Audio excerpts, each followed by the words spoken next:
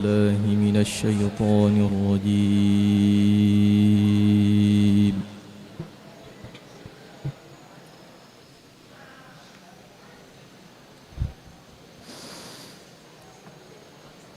بسم الله الرحمن الرحيم.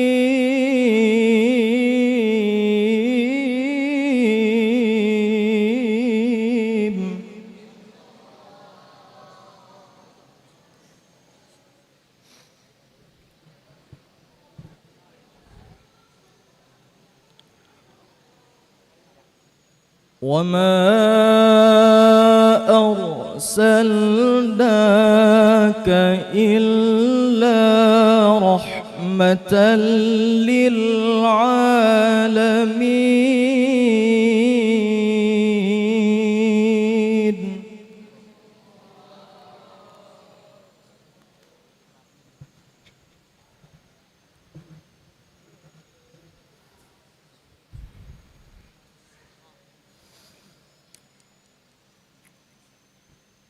قل إنما يوحى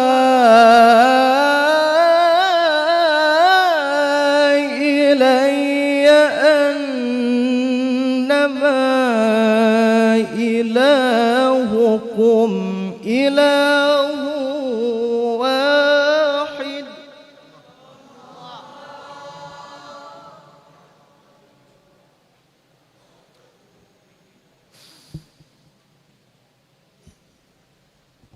فهل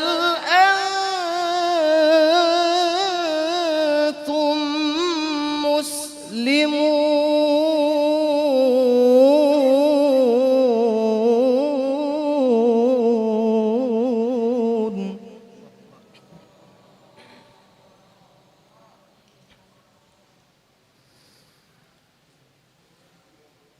فإن تولوا فقل آذنتكم على سواء.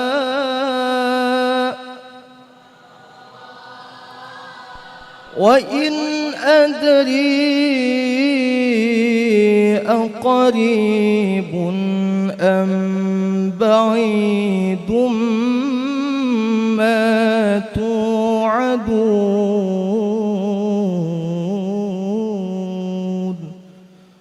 صدق الله العظيم. أستغفر الله العظيم لي ولوالدي ولأصحاب الحقوق الواجبة علي ولجميع المسلمين والمسلمات والمؤمنين والمؤمنات الأحياء منهم والأموات. أستغفر الله العظيم لي ولوالدي ولأصحاب الحقوق الواجبة علي ولجميع المسلمين والمسلمات والمؤمنين والمؤمنات الأحياء منهم والأموات. أستغفر الله العظيم لي ولوالدي ولأصحاب الحقوق الواجبة علي ولجميع المسلمين والمسلمات والمؤمنين والمؤمنات الأحياء منهم والأموات. الفاتحة لسيدنا وحبيبنا وشفيعنا ومولانا محمد صلى الله عليه وسلم وآله وصحبه الكرام، جميع أصحاب القرآن والتابعين والتابعين، جميع رحمة المسلمين والمسلمات والمؤمنين والمؤمنات، خصوصا إلى روح سيد المهاجر إلى الله أحمد بن عيسى وسيدنا الباقي المقدم محمد بن علي بن عنبي وصلب فروعهم، ثم إلى روح شيخنا ومن ربي أرواح المرسلين الشيخ محمد زين بن عبد الغني البنجري سقنبل وإلى روح مولانا الشيخ محمد رشاد بن عبد الله البنجري كلمبيان ولشيخنا مولانا محمد رضوان بن حجي حسن البصري وإلى روح الحبيب علي بن محمد بن حسن الحبشي وأهل السندنا إليه ووالدينا ووالدهم وأمواتنا وأمواتهم وأموات المسلمين أجمعين وإلى حضرة النبي وآل النبي. الفاتحة. بسم الله الرحمن الرحيم. الحمد لله رب العالمين الرحمن الرحيم مالك يوم الدين إياك نعبد وإياك نستعين اهدنا الصراط المستقيم صراط الذين أنعمت عليهم غير المغضوب عليهم ولا الضالين. فيا أيها الراجون منه شفاعة صلوا عليه وسلموا تسليما.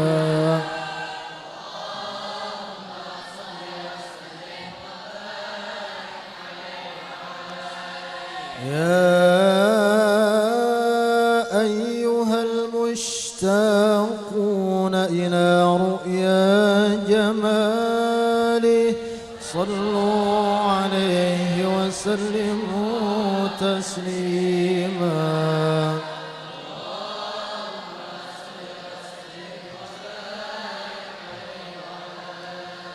يا من يخطب وصاله يقظة ومناما صلوا عليه وسلموا تسليما. اللهم صل يا ربي صل على محمد أشرف بدر في الكون أشراق.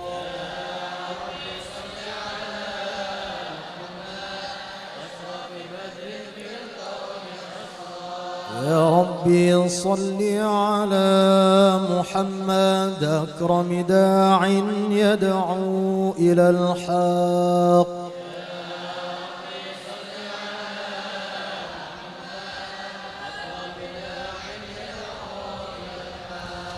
يا ربي صل على محمد المصطفى الصادق المصدق.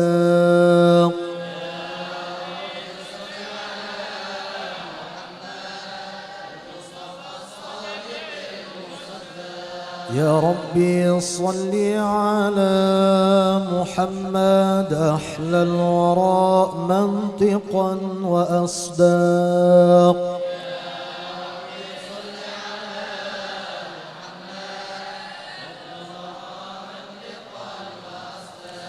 يا ربي صل على محمد أفضل من بالتقى تحقق.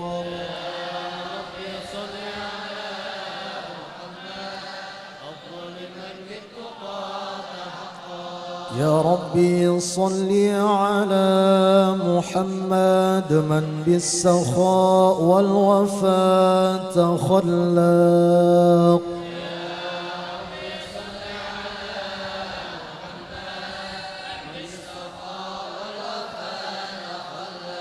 يا ربي صل على محمد واجمع من الشمل ما تفرق.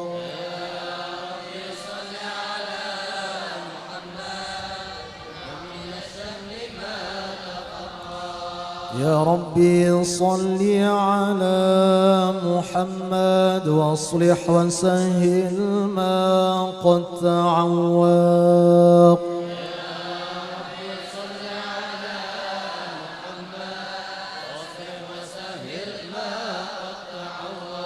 يا ربي صل على محمد وافتح من الخير كل مغلاق.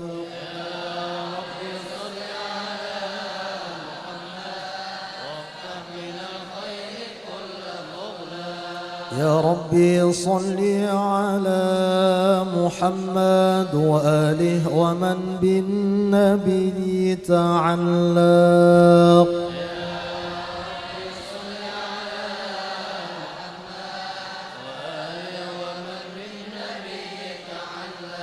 يا ربي صل على محمد وآله ومن للحبيب يعشاق.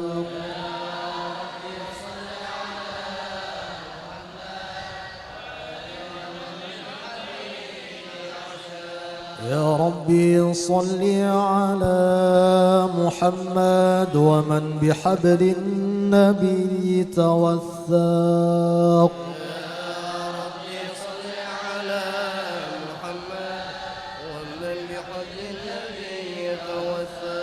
يا ربي صل على محمد يا ربي صل عليه وسلم.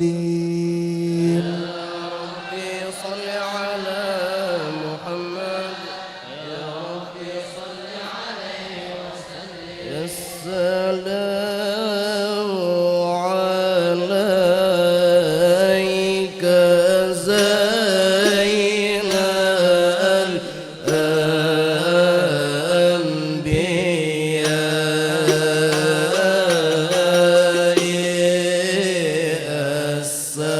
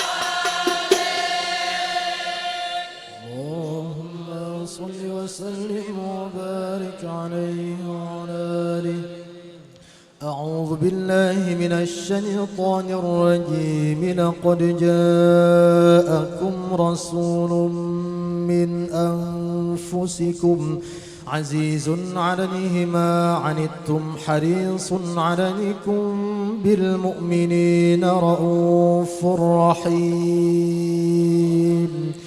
فإن تولوا فقل حسبي الله لا إله إلا هو عليه توكلت وهو رب العرش العظيم.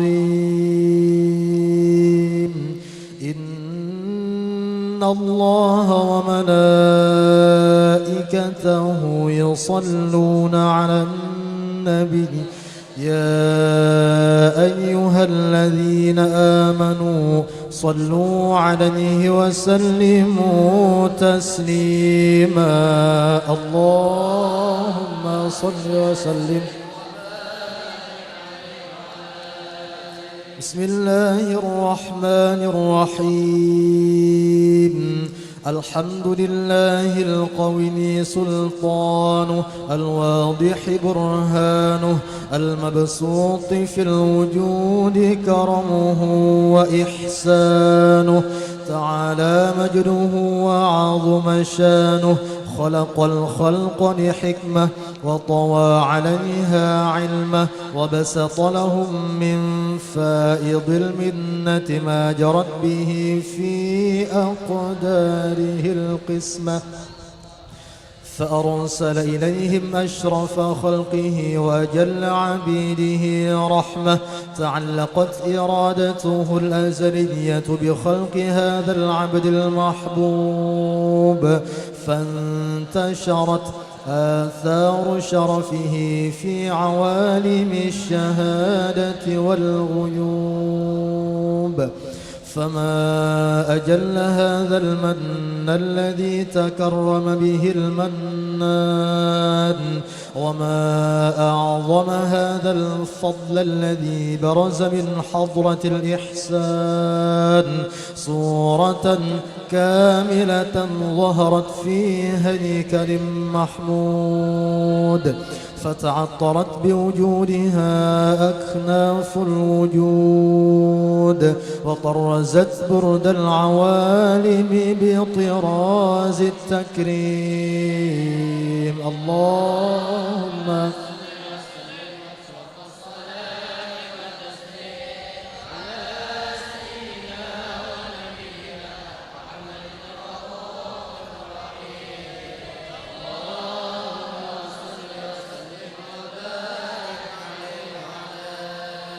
تجلى الحق في عالم قدسه الواسع تجليا قضى بانتشار فضله في القريب والشاسع.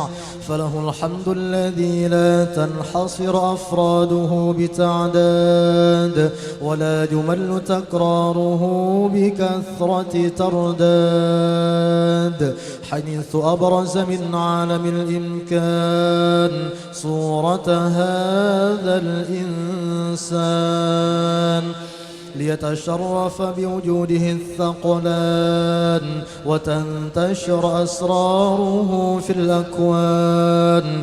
فما من سر اتصل به قلب منيب إلا من سوابغ فضل الله على هذا الحبيب. يا لقلب سروره قد توالى بحبيب عم الأنام نوالا. جل من شرف الوجود بنور غمر الكون بهجة وجمالا. قد ترقى في الحسن أعلى مقام وتناهى في مجده وتعالى. لاحظته العيون فيما اجتلته بشرا كاملا يزيح الضلالا. وهو من فوق علم ما قد رأته رفعة في شؤونه وكمالا. فسبحان الذي أبرز من حضرة الامتنان ما يعجز عن وصفه اللسان ويحار في تعقل معانيه الجنان. انتشر منه في عالم البطون والظهور ما ملأ الوجود الخلق لينور. فتبارك الله من إله كريم بشرتنا آياته في الذكر الحكيم ببشارة لقد جاءكم رسول من أنفسكم عزيز عليه ما عنتم حريص عليكم بالمؤمنين رؤوف رحيم. فمن فاجأته هذه البشارة وتلقاها بقلب سليم فقد هدي إلى صراط مستقيم. الله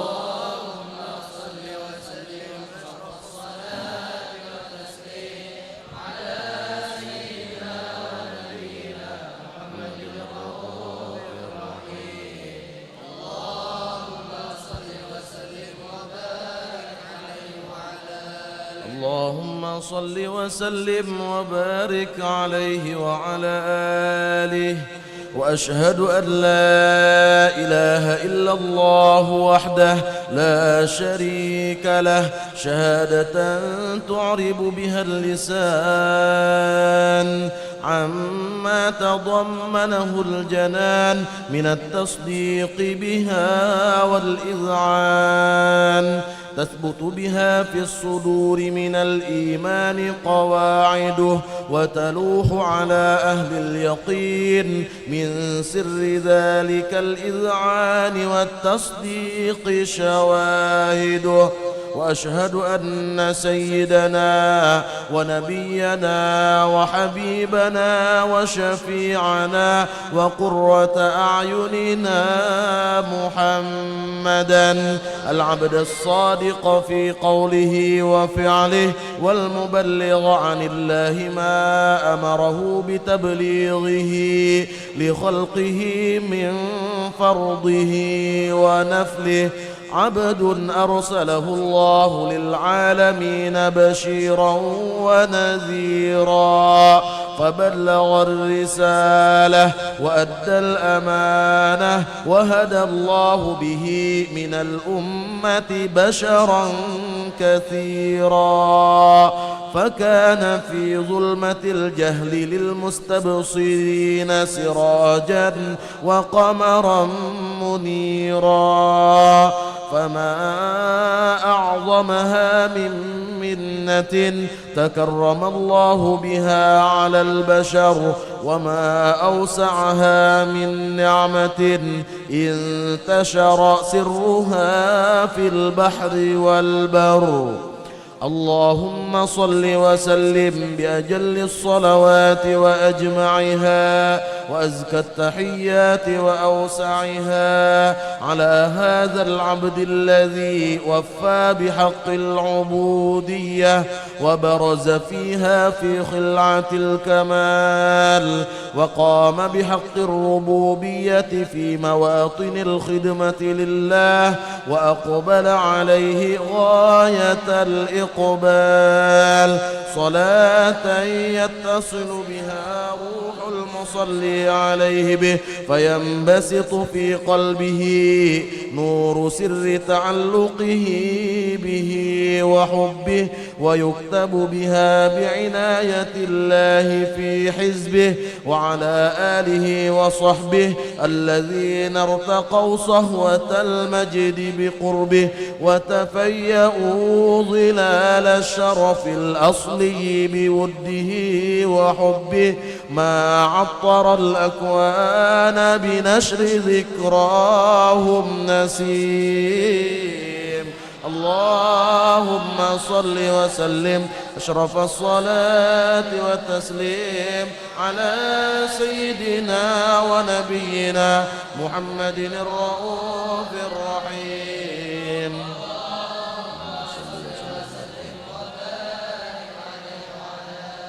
أما بعد، فلما تعلقت إرادة الله في العلم القديم بظهور أسرار التخصيص للبشر الكريم بالتقديم والتكريم، نفذت القدرة الباهرة بالنعمة الواسعة والمنة الغامرة، فانفلقت بيضة التصوير في العالم المطلق الكبير عن جمال مشهود بالعين، حاول لوصف الكمال المطلق والحسن التام والزين، فتنقل ذلك الجمال الميمون في الأصلاب الكريمة والبطون، فما من صلب ضمه إلا وتمت عليه من الله النعمة، فهو القمر التام الذي يتنقل في بروجه ليتشرف به موطن استقراره وموضع خروجه. وقد قضت الأقدار الأزلية بما قضت، وأظهرت من سر هذا النور ما أظهرت، وخصصت به من خصصت، فكان مستقره في الأصلاب الفاخرة والأرحام الشريفة الطاهرة، حتى برز في عالم الشهادة بشرا لا كالبشر، ونورا حير الأفكار ظهوره وبهر، فتعلقت همة الراقم لهذه الحروف بأن يرقم في هذا القرطاس ما هو لديه من عجائب ذلك النور معروف، وإلا فأنى تعرب الأقلام وإن كانت الألسن لا تفي بعشر معشار أوصاف ذلك الموصوف.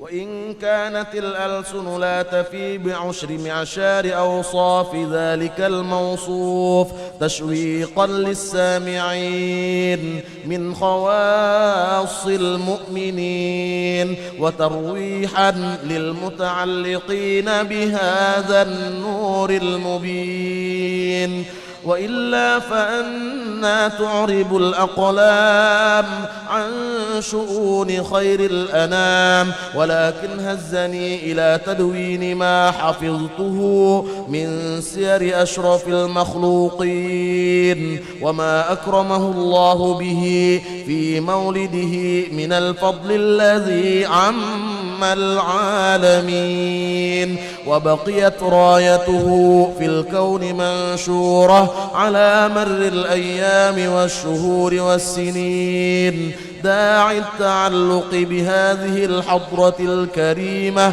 ولاعج التشوق إلى سماع أوصافها العظيمة، ولعل الله ينفع به المتكلم والسامع، ولعل الله ينفع به المتكلم والسامع، ولعل الله ينفع به المتكلم والسامع، فيدخلان في شفاعة هذا النبي الشافع، ويتروحان بروح ذلك النعيم.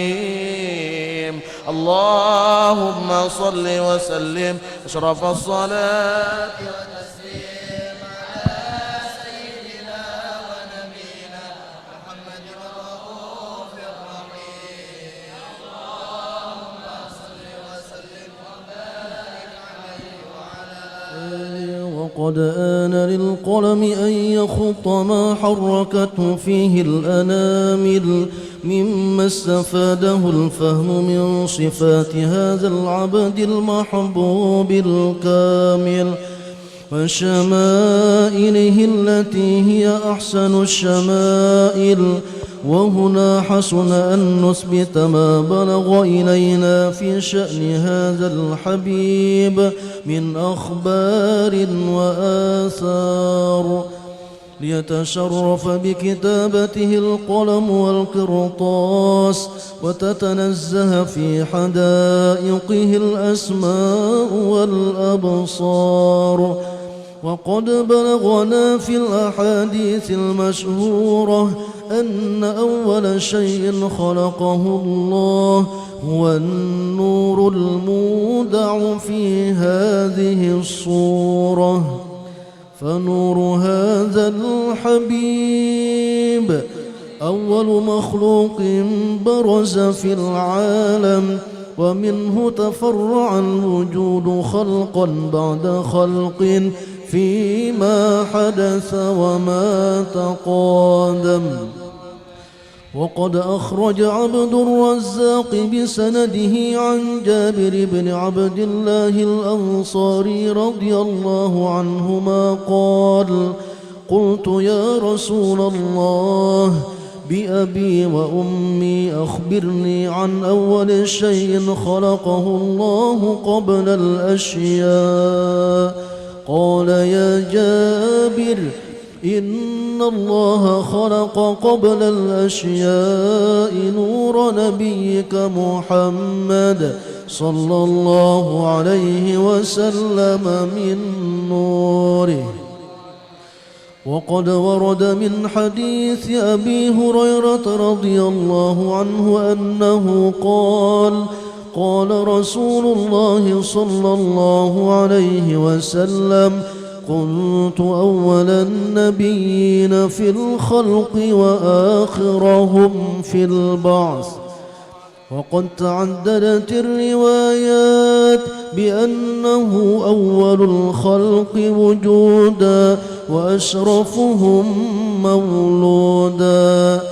ولما كانت السعادة الأبدية لها ملاحظة خفية اختصت من شاءت من البرية بكمال الخصوصية، فاستودعت هذا النور المبين أصلاب وبطون من شرفته من العالمين، فتنقل هذا النور من صلب آدم ونوح وإبراهيم،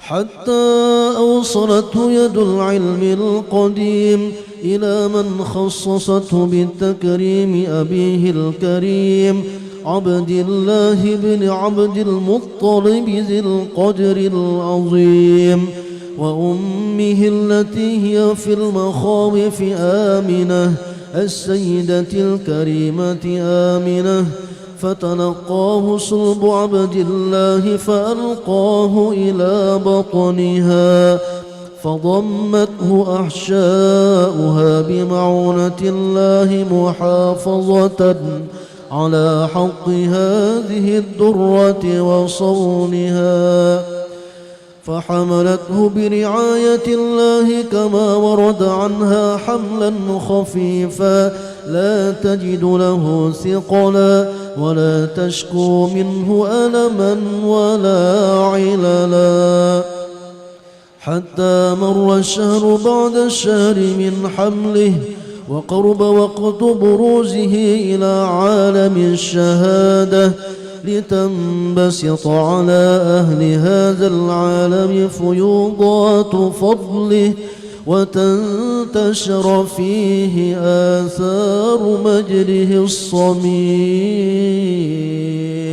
اللهم صل وسلم أشرف الصلاة والتسليم على سيدنا ونبينا محمد الرؤوف الرحيم.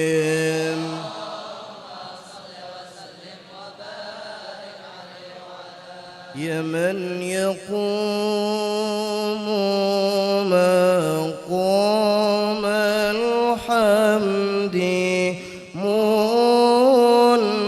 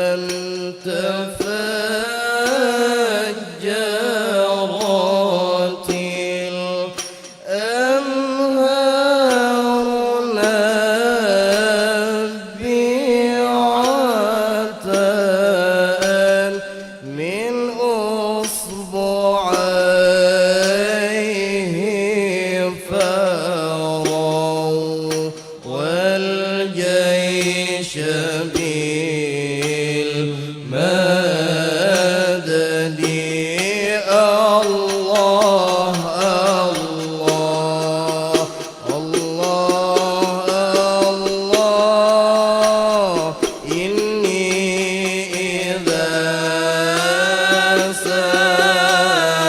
سامني ضيم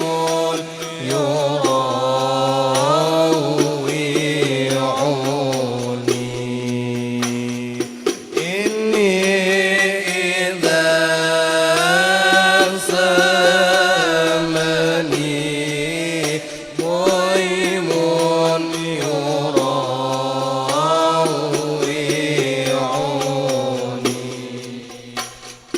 أقول يا سيد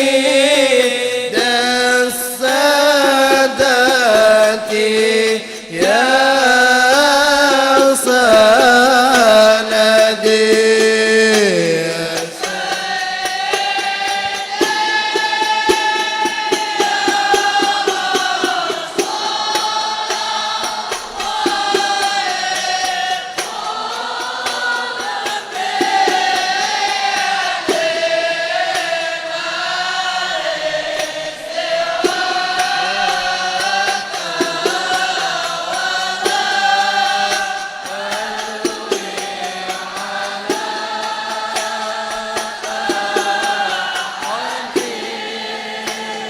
يا سيدي يا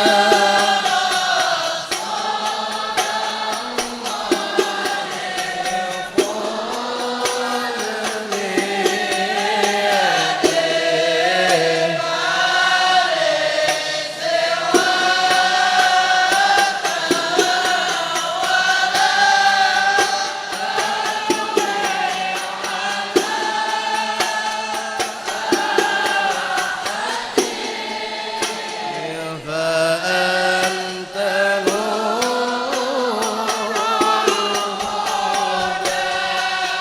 في كل كائنات فأنت نور في كل كائنات وأنت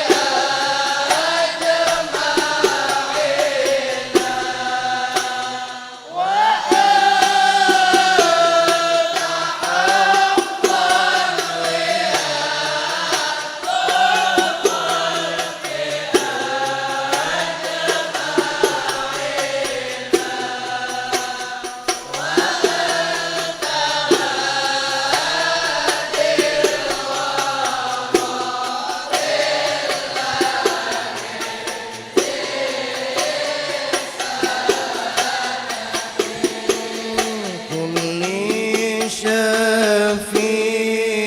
شفيعا إلى الرحمن من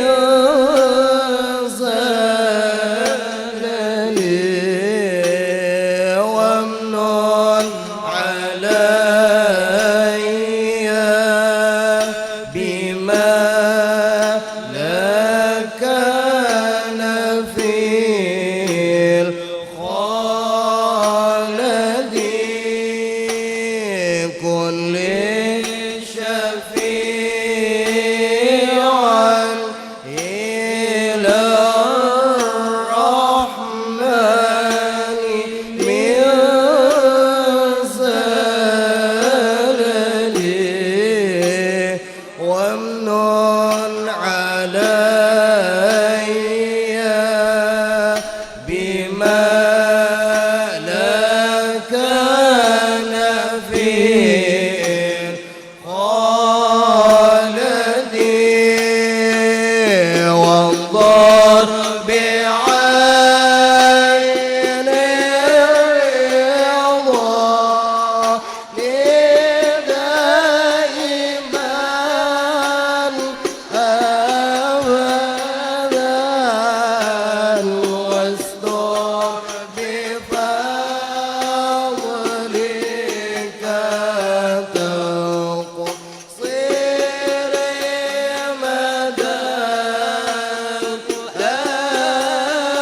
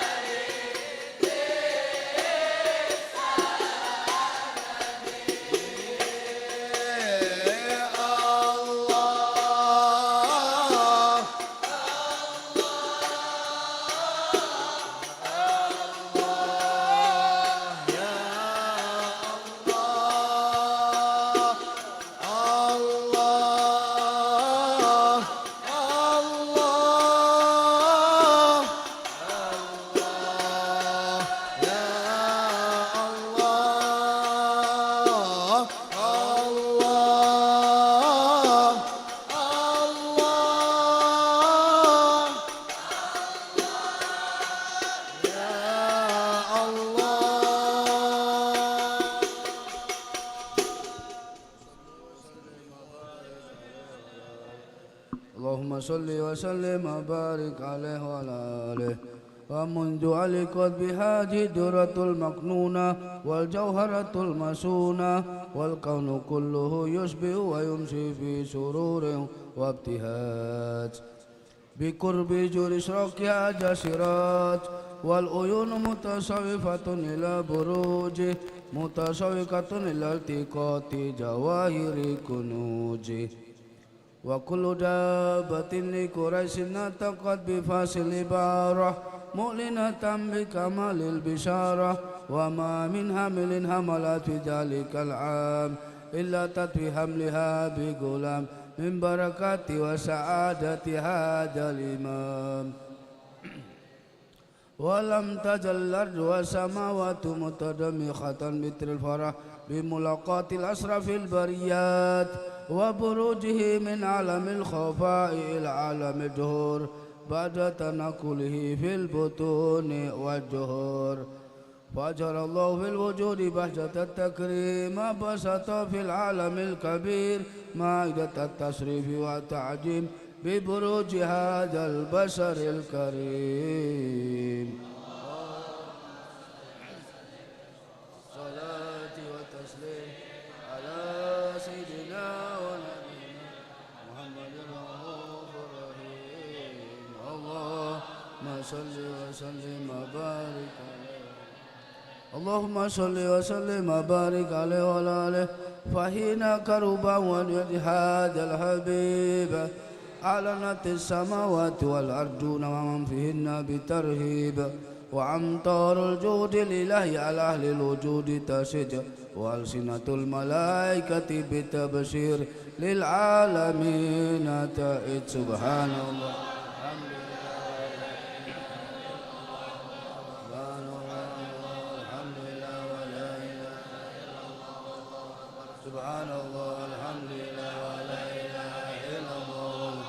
والقدرة كشفت كنهاج المستور ليبرج نوره كاملا في عالم الجهور نورا فاق كل نور.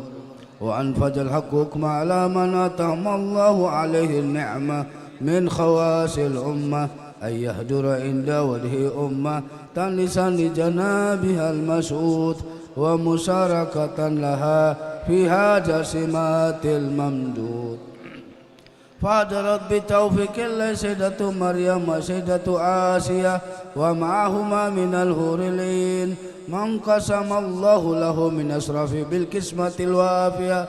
فأتى الوقت الذي رتب الله على حضور وجود هذا المولود فانفلق سبل الكمال من النور عن عمود وبرج الحامد المحمود مدعنا لله بالتعظيم والسجود. صلى الله على محمد صلى الله عليه وسلم. صلى الله على محمد صلى الله عليه وسلم. صلى الله على محمد يا ربي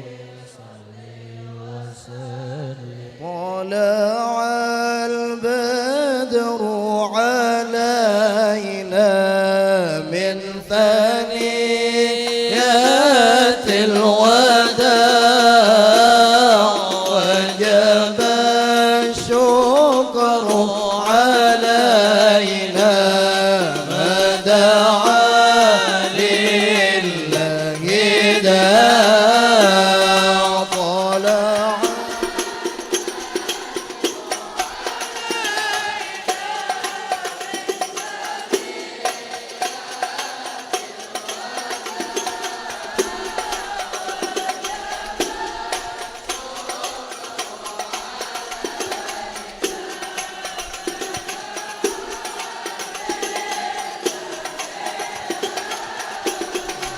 أيها المبعوث فينا جئت بالأمر المطاع كن شفيعا يا حبيبي يوم حشر واجتماع.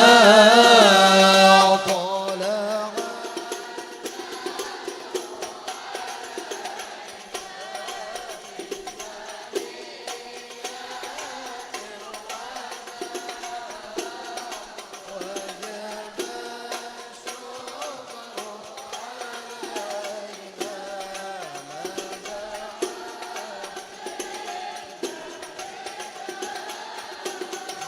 ربنا صل على من حل في خير البقاع وسبيل الستر علينا يا مجيبا كل داع يا مجيبا كل داع.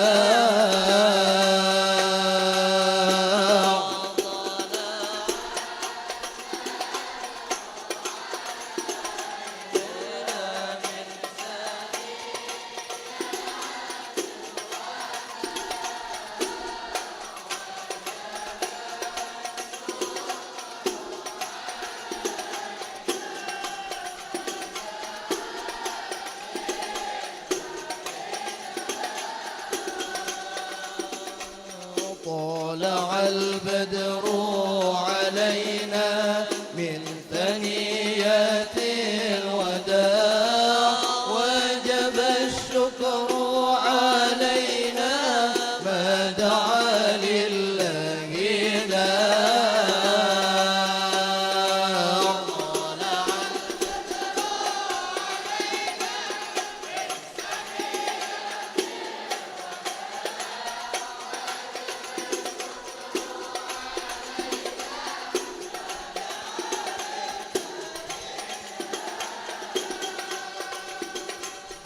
أنت في كل جميل وجمال يا مطاع قد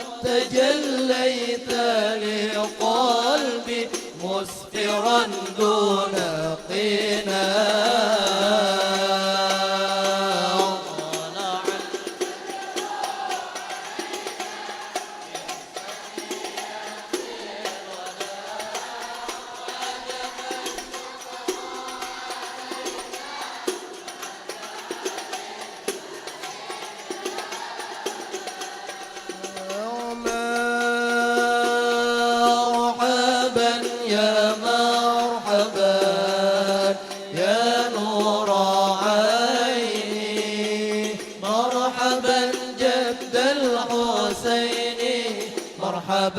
مرحبا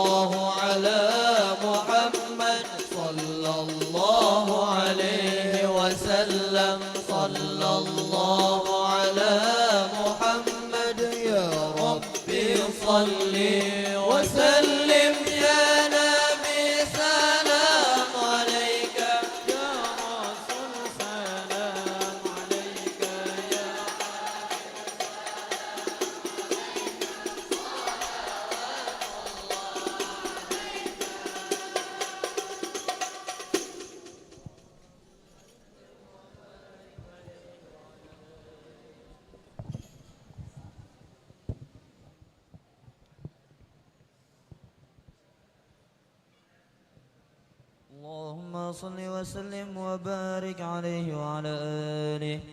وحين برز صلى الله عليه وسلم من بطن أمه برز رافعا طرفه إلى السماء مؤميا بذلك الرفع إلى أن له شرفا على مجده وسماء.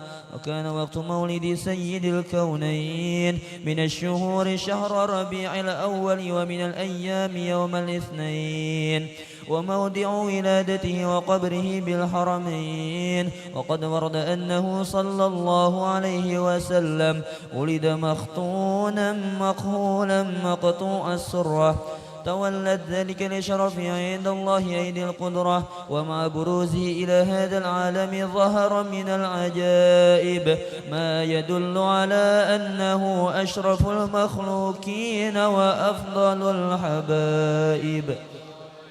فقد ورد عن عبد الرحمن بن عوف عن أمه الشفاء رضي الله عنهما قالت لما ولدت آمنة رضي الله عنها رسول الله صلى الله عليه وسلم وقع على يدي فاستهل فسمعت قائلا يقول رحمك الله أو رحمك ربك.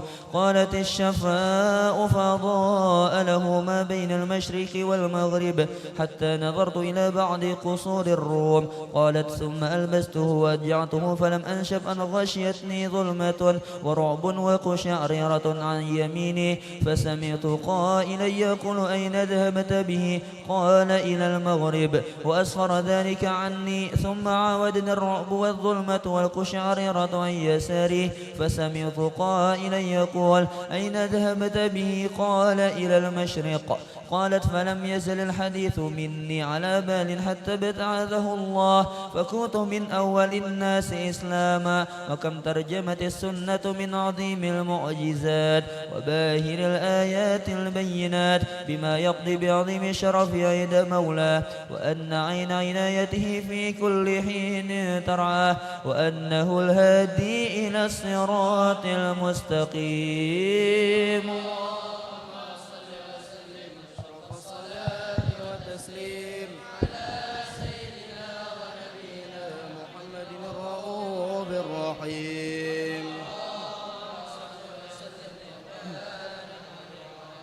اللهم صل وسلم وبارك عليه وعلى آله. ولقد اتصف صلى الله عليه وسلم من محاسن الأخلاق بما تضيق عن كتابته بطون الأوراق. كان صلى الله عليه وسلم أحسن الناس خلقا وخلقا وأولهم إلى مكارم الأخلاق سبقا وأوسعهم بالمؤمنين حلما ورفقا. برا رؤوفا لا يقول ولا يفعل إلا معروفا. له الخلق السهل واللفظ المحتوي على المعنى الجزل. إذا دعاه المسكين أجابه إجابة معجلة. وهو الأب الشفيق الرحيم لليتيم والأرملة. وله مع سهولة أخلاقه الهيبة القوية التي ترتعد منها فرائص الأقوياء من البرية. ومن نشر طيبه تعطرت الطرق والمنازل وبعرف ذكره تطيبت المجالس والمحافل. فهو صلى الله عليه وسلم جامع الصفات الكمالية والمنفرد في خلقه وخلقه بأشرف خصوصية. فما من خلق في البرية محمود إلا وهو متلقى عن زين الوجود. أجملت في وصف الحبيب وشأنه وله العلا في مجده ومكانه. أوصاف عز قد تعالى مجدها أخذت على نجم السها بعنانه.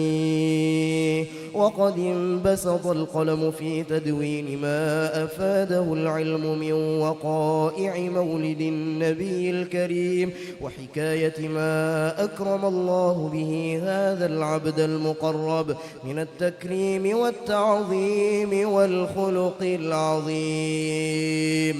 فحسن مني أن أمسك أعنة الأقلام في هذا المقام وأقرأ السلام على سيد الأنام. السلام عليك أيها النبي ورحمة الله وبركاته.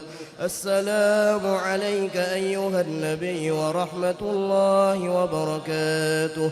السلام عليك أيها النبي ورحمة الله وبركاته.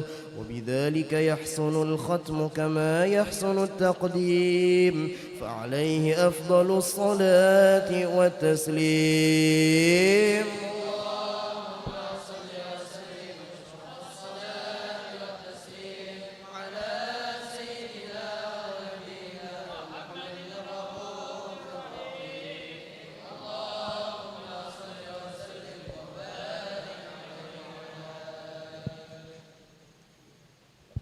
بسم الله الرحمن الرحيم. ولما نظم الفكر من ضرائر الأوصاف المحمدية وقودا توجهت إلى الله متوسلا بسيدي وحبيبي محمد صلى الله عليه وسلم أن يجعل سعي فيه مشكورا وفعلي فيه محمودا وأن يكتب عملي في العمل المقبولة وتوجهي في التوجهات الخالصة وسيلات الموصولة.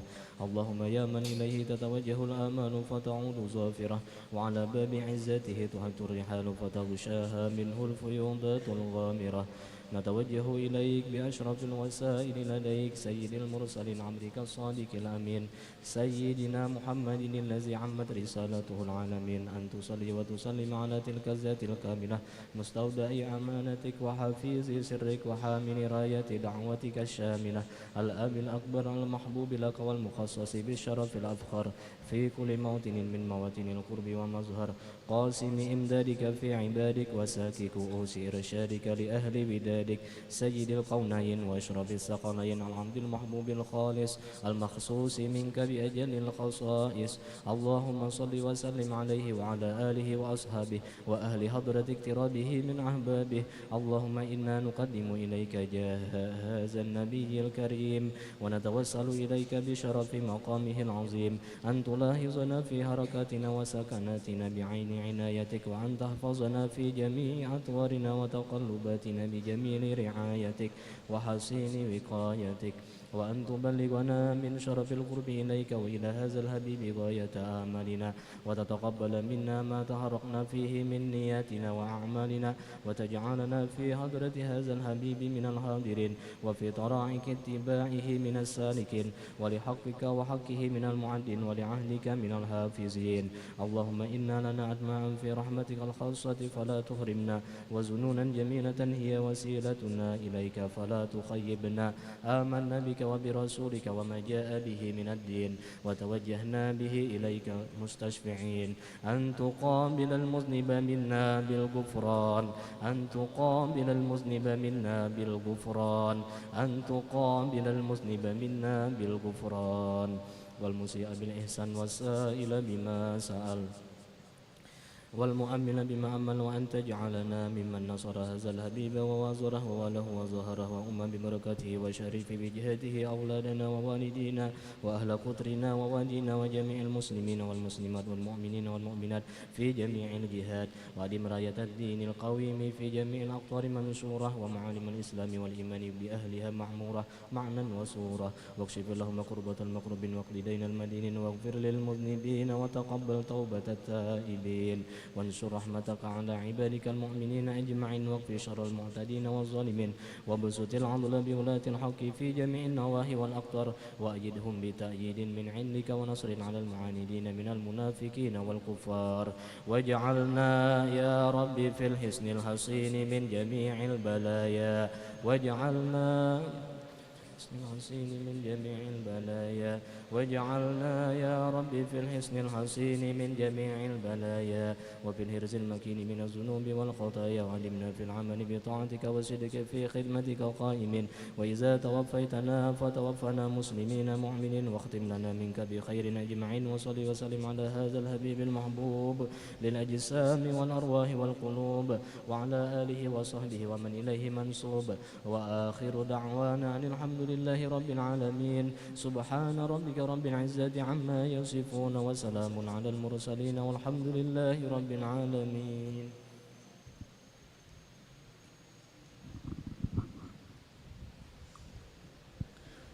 الذين آمنوا وتطمئن قلوبهم بذكر الله ألا بذكر الله تطمئن القلوب. أفضل الذكر فاعلم أنه لا إله إلا الله لا إله إلا الله لا إله إلا الله. سيدنا محمد رسول الله صلى الله عليه وسلم. لا إله إلا الله لا إله إلا الله لا إله إلا الله لا إله إلا الله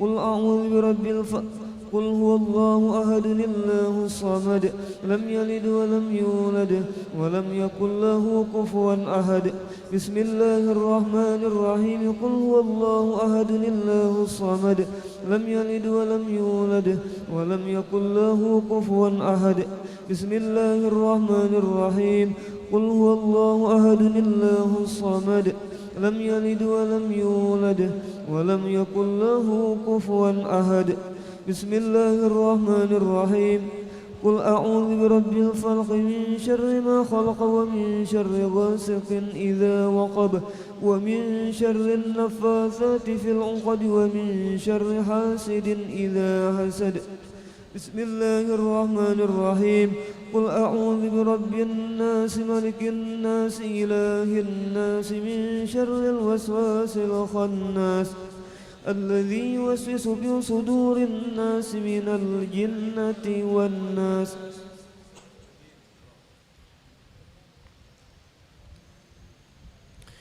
آمين آمين يا الله. بسم الله الرحمن الرحيم الحمد لله رب العالمين اللهم صل وسلم على سيدنا محمد النبي الأمين وعلى آله وصحبه إلى يوم الدين. اللهم اجعل وأوصل وأهدي وبلغ وتقبل ثواب ما قرأناه وما عملناه من أنواع الخيرات في هذا المجلس المبارك هدية بالغة ورحمة نازلة وبركة شاملة وصدقة متقبلة نقدمها ونهديها إلى حضرة نبينا وحبيبنا وشفيعنا سيدنا ومولانا محمد صلى الله عليه وسلم ثم إلى أرواح آبائه وأزواجه وإخوانه من الأنبياء والمرسلين صلوات الله وسلامه عليه وعليهم أجمعين وعلى آل كل وصحابه والقرابة والتابعين وتابع التابعين ومن تبعهم بإحسان إلى يوم الدين ثم إلى أرواح الأربعة الأئمة المجتهدين ومقلديهم في الدين والعلماء العاملين والفقهاء والمحدثين والقراء والمبصرين وسادة الصوفية المحققين وأولياء الكون أجمعين وإلى أرواح جميع أموات المسلمين والمسلمات والمؤمنين والمؤمنات خصوصا إلى روح السيد الشيخ السيد محمد بن عبد الكريم السمن المدني وخليفته مولانا الشيخ محمد الرشيد بن عبد الله كلمبين البنجري وشيخ سعد الدين محمد طيب بن مفتي محمد أسعد تانيران ودتو أحمد بن مفتي محمد أسعد بلما وشيخ محمد كشف الأنور بن هجي إسماعيل وشيخ محمد شرواني عبد الباغي وشيخ محمد سلمان مليا وسلمان جليل ثم إلى أرواح جميع مشايخنا ومعلمينا وأساتذنا في المعهد دار السلام مرتفورة ثم إلى روح شيخنا ومربي أرواحنا ومرشدنا العالم العلامة العارف بالله الشيخ محمد زين بن عبد الغني سقنبل البنجري وهجاج ويريا بنت هجي سليمان وتوان غرو هجي عطاء الله بن توان غرو هجي عبد القادر وتوان غرو هجي محمد عارف بن توان غرو هجي عطاء الله وتوان غرو هجي أحمد مواردي بن توان غرو هجي محمد عارف والحبيب زين الدين بن الحبيب أبو بكر السقف موسى وهجي إبراهيم بن هجي أنن وغرو هجي محمد سمن بن كمالة وغرو هجي فؤاد فخر الدين بن أسماء وغرو محمد هلماني بن غرو هجي محمد رملي وهجي أربعين بنت هجي إبراهيم وهجي سهيم بن هجي إبراهيم ثم إلى روح صاحب المولد الإمام الحبيب علي بن محمد الحبشي وإلى روح Hajjah Mastura binti Haji Wusud Haji Ruslan bin Syahamim Rija Pahrun bin Sarkiyah Mahmudah Hayati binti Hamdi Yusuf bin Basih Amnah binti Mudin Napiah bin Amri Maimah binti Asin Fatimah binti Jamhari ثم إلى روح شيخنا ومرشدنا العالم الفاضل المكرم الشيخ محمد رضوان بن توان غرو هجي حسن بصري وأصولهم وفروعهم ووالدينا ووالدهم وأمواتنا وأمواتهم ثم إلى أرواح من ضاجعهم وقاربهم من أموات المسلمين والمسلمات كافة عامة من لهم زائر ولا زائر لهم وارحم الجميع برحمتك يا حنان يا منان يا أرحم الراحمين اللهم اغفر لهم وارحمهم وعافهم واعف عنهم اللهم اجعل قبورهم روضة من رياض الجنان ولا تجعل قبورهم حفرة من حفر النيران اللهم إن كانوا محسنين فزد بإحسانهم وإن كانوا مسيئين فتجاوز عنهم برحمتك يا أرحم الراحمين ربنا اغفر لنا ولإخواننا الذين سبقونا بالإيمان ولا تجعل في قلوبنا غلا للذين آمنوا ربنا إنك رؤوف رحيم صلى الله على سيدنا محمد وعلى آله وصحبه وسلم والحمد لله رب العالمين وعلى من وبه مشايخنا وإلى حضرة النبي الفاتحة.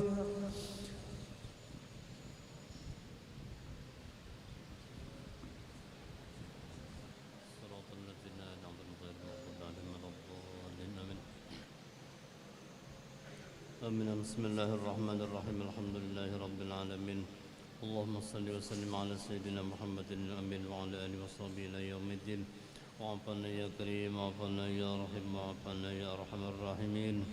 يا مولانا يا مجيب يا حاضر لا يغيب، توسلنا إليك بالحبيب تقضي حاجاتنا والمسلمين قريب. يا ربي بالمصطفى بلغ مقاصدنا واغفر لنا ما مضى. يا ربي بالمصطفى بلغ مقاصدنا واغفر لنا ما مضى يا واسع الكرم. يا ربي بالمصطفى بلغ مقاصدنا واغفر لنا ما مضى يا واسع الكرم. ربنا تقبل منا إنك أنت السميع العليم وتب علينا إنك أنت التواب الرحيم. وصلى الله على سيدنا محمد وعلى آله وصحبه وسلم والحمد لله رب العالمين. تقبل الله منكم.